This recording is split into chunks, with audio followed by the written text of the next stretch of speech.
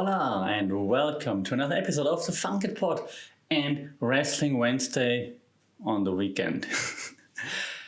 And did I catch you off guard? I did not start with Judas in my mind this time, even though, of course, it should have been the theme of this show. It should be the theme of every wrestling show, simply because it's the best entrance theme right now going. Don't at me, because you know it's true. And I didn't want to admit it for a long time. I thought it's kind of cocky, like by Chris Jericho coming in with his own song, by his own band and so on. But actually, it's pretty cool. And when fans sing along, it's even so much better. That having said, let's check. When did the fans sing this week? How did they sing? What has been sung? Let's talk about what happened in wrestling, what happened in the shows that matter in wrestling. And now you're going to at me like, how dare you not watching NXT UK or NXT Northern Germany. I'm sorry, Northern Germany, for not watching your NXT show.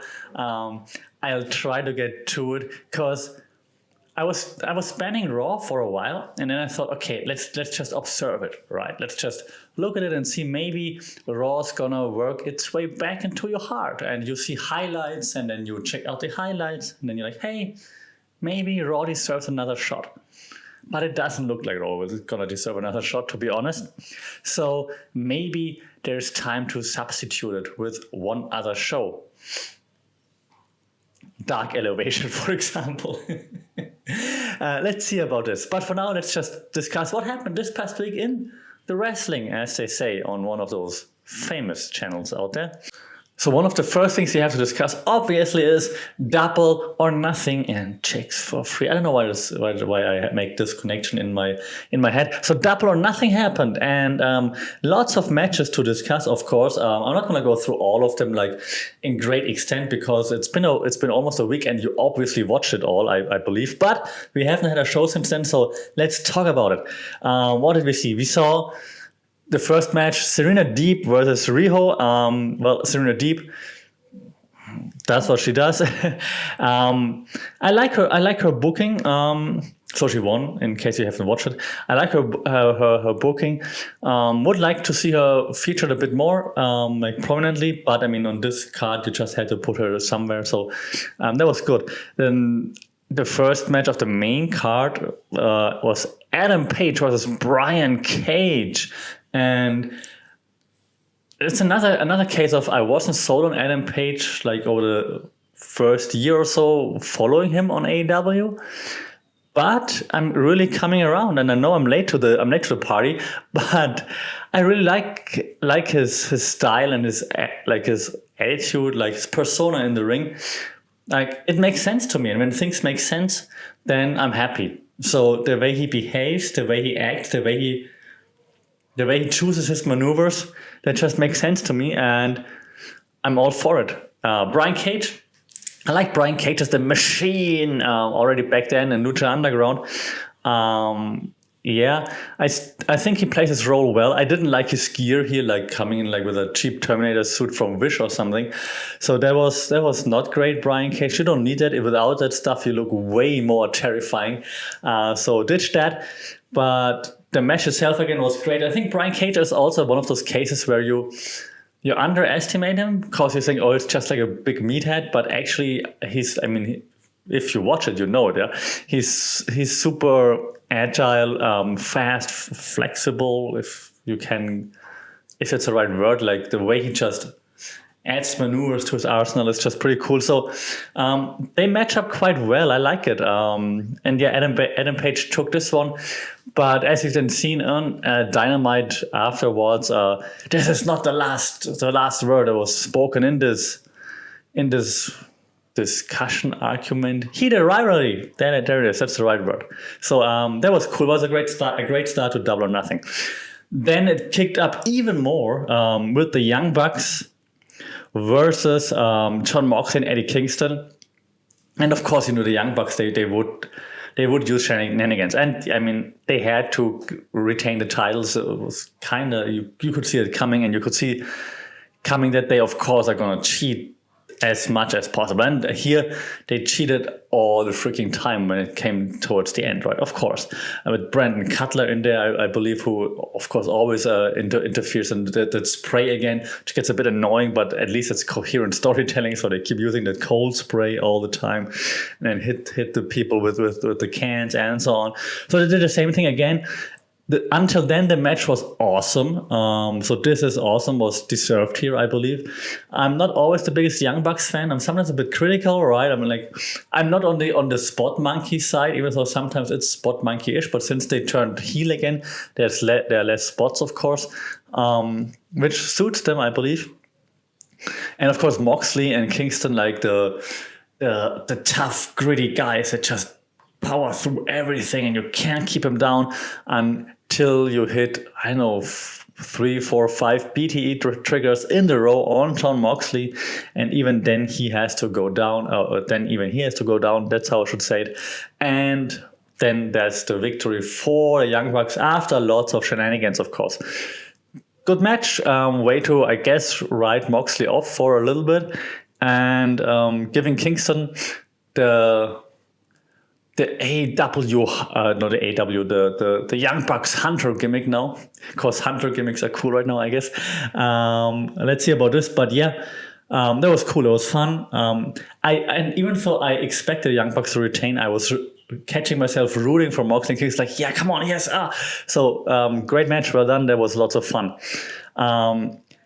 We then had the Battle Royale, and I didn't see that ending coming, even though I should have, but shows that I'm a casual at heart too. Like, Jungle Boy has been featured nicely in their bouts, like in the bouts that he was in over the past few weeks and months, but I haven't had him as a potential winner on my list here. I thought, like everybody else, I didn't think Christian Cage would win because it would be too obvious, but that he stays in until the end was definitely on the table. So I thought Cage could be one of the last ones, and then then Wrestler X. But I didn't think about Jungle Boy, to be honest. But well, good job, well deserved. Still not a fan of Jurassic Express, but well deserved. Also, just a quick add-on, why I'm not a big fan of Jurassic Express. If you watched all those vlogs that everyone is doing, like Being the Elite, of course, has been forever, but now the Sammy Guevara blog and so on, and you see how they put it, but how Marco Stunt acts. I'm not a big fan, man. It's not. I don't know.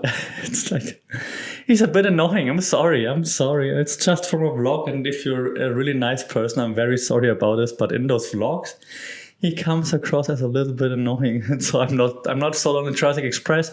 But Jungle Boy, of course, like what he does in the ring is pretty cool. So congratulations on this. Christian Cage later on showed respect to him, raised his hand, hugged him, telling him, "You better go win the big one now." So that was cool. So also great way to cap off the Battle Royale. So nice. The big surprise entrance into the Battle Royale was, drum roll, Lio Rush, who got eliminated 5 minutes in or so. But he's exciting. He got the cool moveset, but it's Lio Rush.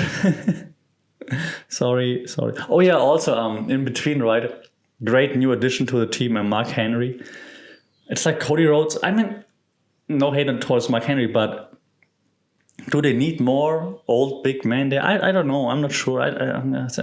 If they're all friends and they just want to get over on Vince and they just want to be there for each other, that's also fair enough, actually, right? So, why not? But why not? Next match, Cody Rhodes. Why not put new talent over? But of course, I'm not a fan of Anthony Ogogo. I don't like his gimmick, like this one gut punch thingy. But I think maybe he changes it now to just one punch, not the gut punch anymore, because the gut punch just looks stupid. But Cody Rhodes, of course, defeating Anthony Ogogo. So again, I'm not an Ogogo fan. I don't like his punching finisher. But here he showed actually that he can wrestle. Ooh, we haven't seen this before, so nice. And then why does Cody Rhodes need to be like the Hulk Hogan of AEW? It's like, it's getting too much WWE style Cody, and then the celebration afterwards. I mean, to be honest, as a casual hat on, right? You don't know anything about Gogo is. You've seen him like a few times now. You know he's a prick, but that's about it. And Cody Rhodes celebrating like he won like the biggest match on the card in his life and so on. That didn't really fit. It's like just because you're Cody Rhodes, it doesn't mean that the match is the most important match there and so on. So I'm not a and he makes everything about himself, and it's really Hulk Hogan feels here, and we're not in a Hulk Hogan era anymore. Like he's like bumping his chest, like, yeah, I defeated Anthony Ogogo. Who? Like, dude, you build him up for like a month or two, and then you're just tearing him down again. It was, even though he got one back kind of and Dynamite, but still, I want to like Cody Rhodes because, I mean, he pulled off AEW with the Young Bucks and so on, but dude, it's getting really tough. It's getting Triple H heat in a bit. After we had Miro defeating Lance Archer, which was surprising. It was not the best match, but it fits the Miro character. Like they're really like, of course, like brutal, moving forward, doing whatever is necessary to win. And then Jack the Snake Roberts came out and he was throwing like the bag in that he always had a snake in. I don't think there was a snake in there. And then just Miro takes it, just throws it into the bag. And everyone goes like, oh no, he threw the snake. He punches people in the face for a living. I mean, punches people, but you know what I mean? And then he throws of course he can throw a snake in a bag. But yeah, so he defeated Lance Archer via submission. Lance Archer didn't submit, of course, he went out. But it was pretty fast that he went out there, just saying. But yeah, so Miro defeated him clean. Sucks for Lance Archer because apparently he's just a monster that just can't get it done. But makes sense for Miro, of course, to keep looking strong. And then we had the crowning moment of Dr. Britt Baker, DMD. And that was a great match. That was really great match with Hikaru Shida. It started a bit slow, but in the end it was really tense, like lots of near falls and like, oh my God, she can pick it up. Oh no, she can. Oh no, it's Shida. Oh no, it's Britt Baker. Oh no, it's Shida. It was really well done at the end. That was cool. I expected Britt Baker to win. I predicted it, of course, but like they made it so close again at the end. You're like, oh, maybe they keep it on Shida, and they go for another one later down the road. Oh my God!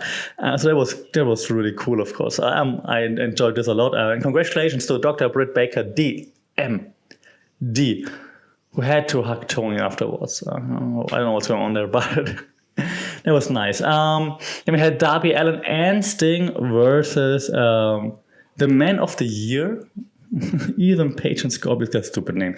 Ethan Page and Scorpio Sky. Great match.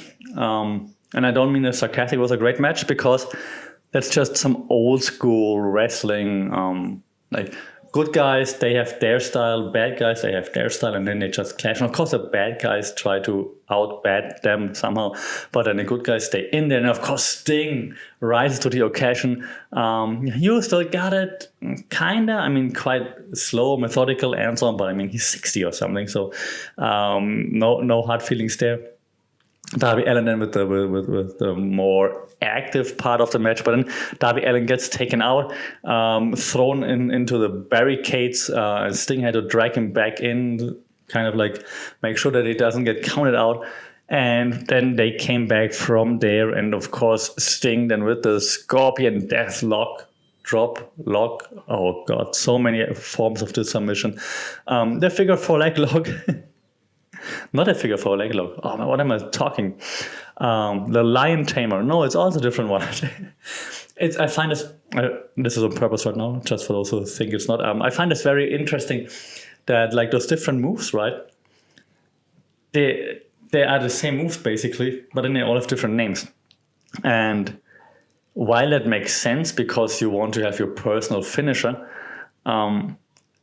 it's also a bit weird that, and I know it's wrestling and it doesn't need to make sense, but if you use it, it's just the normal move. If I use it, it has a cool name and it's the finishing move. I always found it very interesting. Like even when I was a kid, I was like, okay, then if I don't know wrestler A does it, it's just an elbow drop. If The Rock does it, it's the people's elbow. Like, why wouldn't wrestler A then use the people's elbow? Okay, those are things that are going through my head while I'm talking about wrestling. I'm sorry. Anyways, Sting and Darby Allin defeated Scorpio Sky and Ethan Page in a, I think, good match. But of course, it's not over. And we saw in Dynamite that it's not over. And then we had Kenny Omega, Orange Cassidy, and Pac. And that was cool. That was a really good match. I didn't think it would be that great. I thought Kenny Omega matches, I'm a bit over them right now, but it was really fun, really well done, well executed. You would know that, of course, he would cheat. Of course, Don Callis would interfere. Of course, everybody in the world would interfere on Kenny Omega's behalf. But this was just a really good match. And of course, Orange Cassidy and Pac got screwed here, but fantastic match. In the end, Kenny Omega just throwing like all his belts like at Pac. It was really good. Orange Cassidy with like 3 orange punches in between. So he's got it, and he had him pinned like twice. But then the ref, once Callis pulled him out, and the other time couldn't count. It was awesome. Really well done. Everybody well protected in there. Fantastic. Can't wait to see the aftermath of that. That was fun. And what was also fun, of course, the Inner Circle versus the Pinnacle. I'm not making pineapple jokes anymore because actually it's quite lame. The Inner Circle versus the Pinnacle in a Stadium Stampede 2. And this already got off a good start when the Inner Circle just abseiled. I think that's a thing, right? That's how it's in English, because it sounds very German. Abseiling. When they came down from the rafters from above the Tron in the stadium, and they just came down like SEAL team in a circle. That was pretty cool. And well, it was off to the races from there, right? It was just like MJF hiding this limousine, and then the others kind of like ambushing them. But even so, you can see them coming with a car, so it was not a great ambush. But and then it ended up in like those one-on-one situations, right? Hager, Wardlow, and Jericho and MJF, and then Santana Ortiz with FTR, Sammy with like Sean Spears, and so on. But it was a lot of fun. I'm not gonna lie. I was thinking, I'm like, okay, it's not a real wrestling match right now, but it's really fun to see. And then, of course, in the end, eventually, they brawled their way back into the arena. At least like Jericho and MJF. And Jericho, of course, took out MJF eventually. And then Sammy and Sean Spears brawled into the ring. And then eventually Sammy would deliver like this chair shot in the corner, like just surfboards, basically, skateboards, whatever. Sean Spears into the chair, and then picks up the victory for the Inner Circle, and then celebrates with everybody in the ring. Yeah, that was cool. That was just like, yes, that was awesome. I enjoyed this a lot. I was about to say more of this AEW, but we don't need a stadium stampede every week. But it was so much fun. So thanks for this. Double or Nothing was awesome. I really, really, really, really enjoyed that. Quite a lot, to be honest. All right, after this then, we are celebrating. Everyone is singing the Chris Jericho theme, of course, forever, which was awesome. They're celebrating the ring, happy. And that's how we went off the air. And then we followed it up with Dynamite, of course, on Friday. So Dynamite kicked off with the Young Bucks versus Pac and Penta El Cero Miedo. And it was again a really good match. The Young Bucks are in good matches, and Pac and Penta are just awesome. Of course, here again, great back and forth. Penta with some and Pac with some really cool tag team moves. Young Bucks, of course, coming back, but eventually shenanigans, cheating. Young Bucks take it, but that was cool. After this, we then saw Mark Henry commenting on signing with AEW. Yeah, well, let's see where this goes. Let's just wait where this goes. So far, nothing exciting. Mark Henry is just not the best talker, I think, on the mic. So let's see where this goes. Another then new appearance on AEW TV, though. Andrade El Idolo. And this is cool because I like Andrade. He's awesome in the ring. This thing like I'm the best Latino wrestler, and now he's like just the best wrestler in the world, of course. Yeah, the shtick is a bit old, but Andrade is a great addition because he's awesome in the ring. So I can't wait for his debut. Then we had another Cody Rhodes match, so let's make it quick. Cody Rhodes and Lee Johnson versus Anthony Ogogo and QT Marshall. Yes, that happened. Again, not a big fan of Cody Rhodes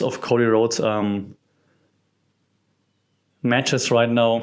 It was kind of cool for what it was. Like Lee Johnson got some offense in, like he's fast and quick and like lots of cool moves. And Anthony Ogogo just stomped him on the outside. Like QT Marshall was stacking like one of his moves on the outside, and Ogogo just stomps him. It was kind of cool, like bad guy style. So that was cool to see. But yeah, still Cody Rhodes. But of course the bad guys had to bounce back somehow, right? Okay, then we had the Inner Circle celebrating their win at AEW Double or Nothing. And they said, it's not over. Just because we beat them once, we still have to see them in the locker room. We have to pass them in the hall. This is not over. It's going to be a summer of violence.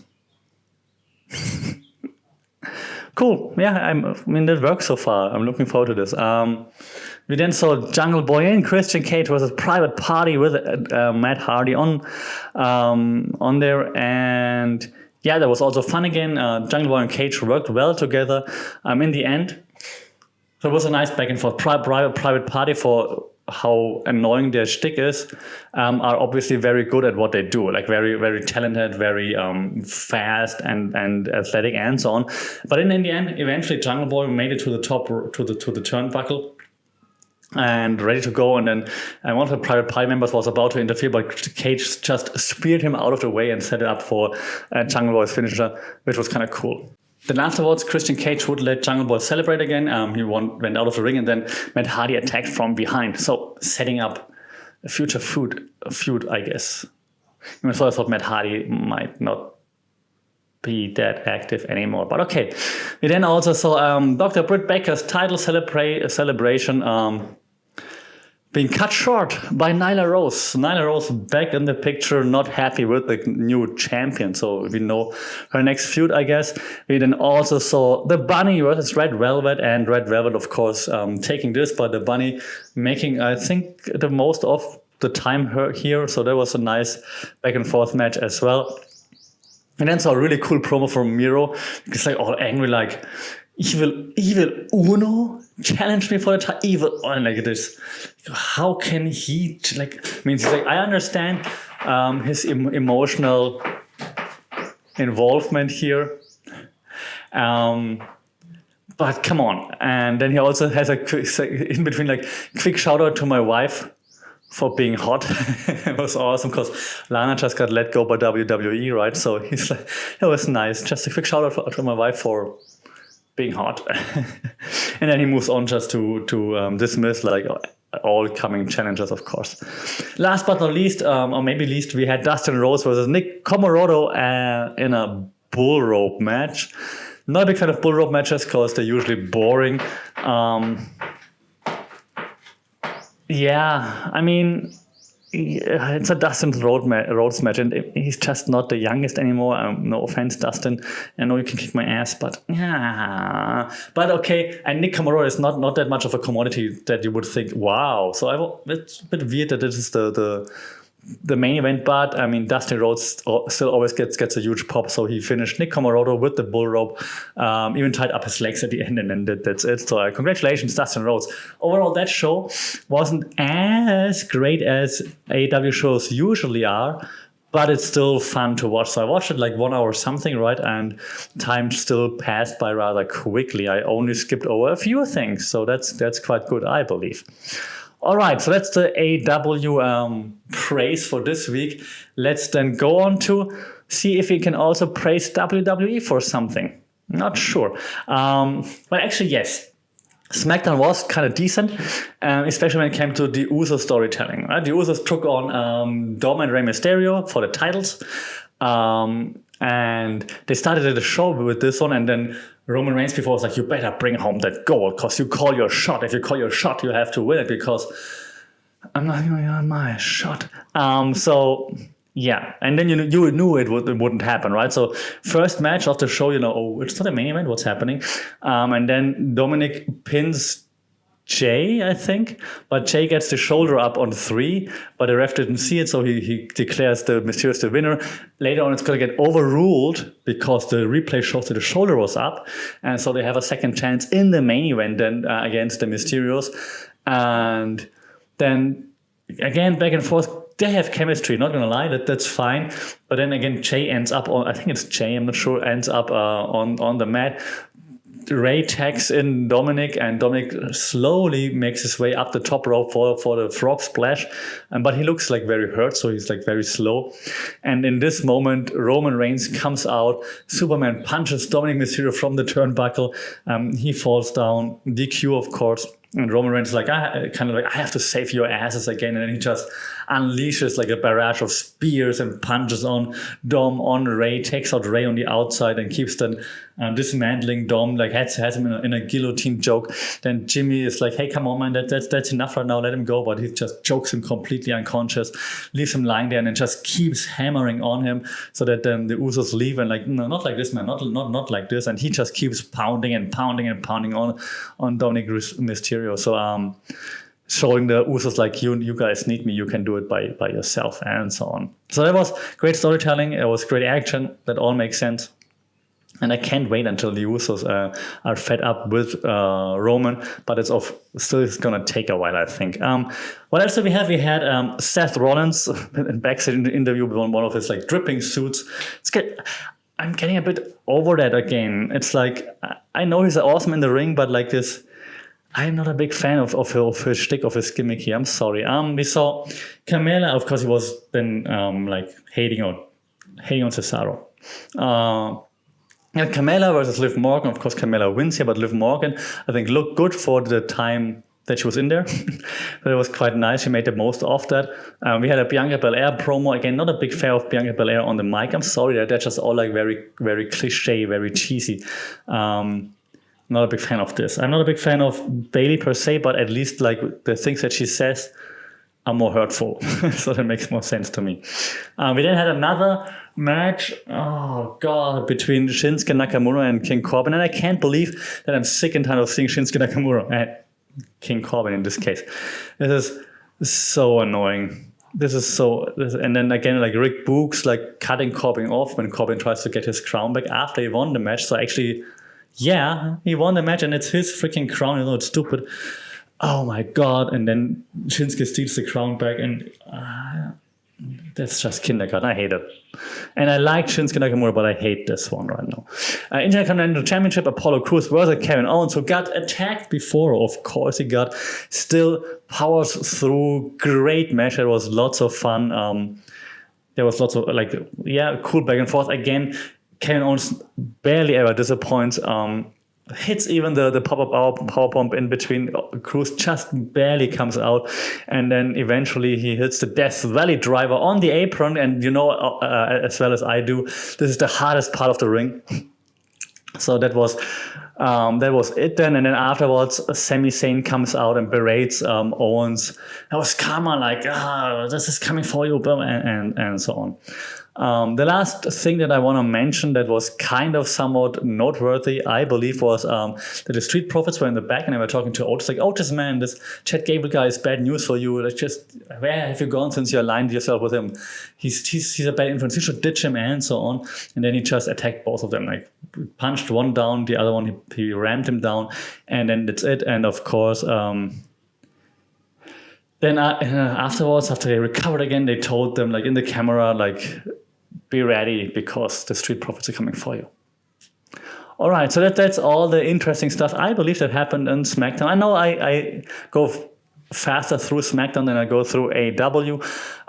That might be biased right now. But this bias is based on just how I feel right now about those products. I'm sorry about this. I'm still watching both and maybe can add a third show over the week. Let me know which show you would recommend though. Is it NXT? Is it NXT UK? Is it, I don't know, Dark? Dark Elevation, whatever. Let me know in the comments, in social media, or via email, funkitpod@gmail.com. Until then, thanks again for being with me. It was a great week of wrestling. I'm looking forward to the next one. And until then, don't forget to always kick out at 2. Take care, stay safe. See you then.